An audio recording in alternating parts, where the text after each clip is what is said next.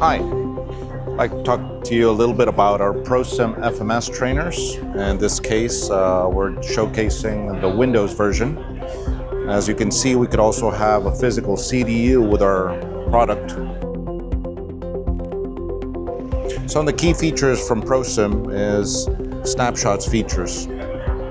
Snapshots allow us to save scenarios as desired by the user or the ATO, which is providing the instructions.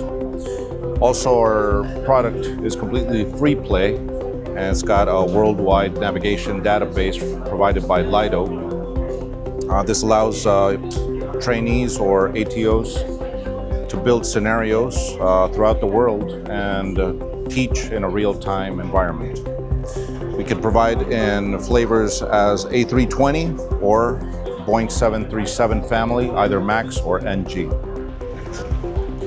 So one of the main focuses of our tool, of our FMS trainers, is for students or already flying pilots to maintain proficiency with the MCDU or FCU in the case of the A320. For students, it will make it a better platform for them to learn the MCDU at home, since it's free play, because this allows the whole suite of pages of the MCDU to be at disposal of the student, so you can get used to all the functions and the way that they work.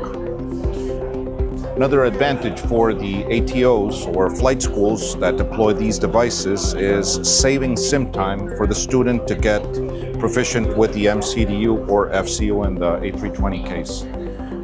This will allow for more cost-effective training and better chance of developing skills quicker within the type rating for the student. And we move on to our maintenance training facilities. In this case, we're showcasing our 73NG variant. And as you can see, we can provide training for mechanics by providing them access to LRUs where they can fault or test the features within the aircraft. We can also add this feature to an existing simulator or device. This is a ProSim license that can run on hardware. But these features for the LRUs that you're seeing on the monitor, these can be added separately via another monitor and the added feature to the license of that device.